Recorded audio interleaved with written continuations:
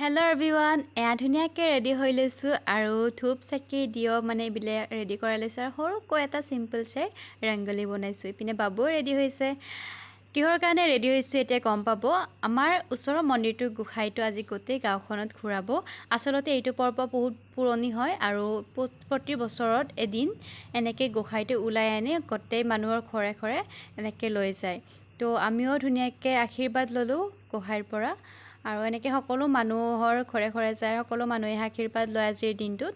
আৰু বহুত ঠাইত এনেকুৱা হয় আৰু আমাৰ গাঁৱতো তো এইটো নিয়ম কৰা হয় আৰু ধুনীয়াকৈ সেৱা ভাগ কৰি উঠি ইপিনে গোসাঁইৰ পিছে পিছে যাবলৈ আমি গোটেইকেইজনী ওলাই আহিছোঁ আৰু বহুত মানুহ মানে এনেকৈ পিছে পিছে ওলাই আহে গোসাঁইৰ।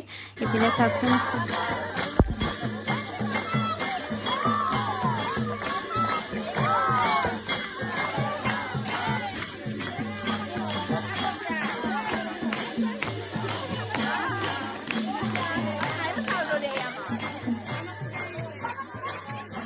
আমিও এনেকৈ গ'লোঁ আৰু বহুত ফূৰ্তি কৰিলোঁ গোসাঁইৰ লগত। এনেকৈ অকণমান যাবলৈ পাই বহুত বেছি ভাল লাগিছে আৰু পিনে আজিলৈ আহিছোঁ মানে বাই।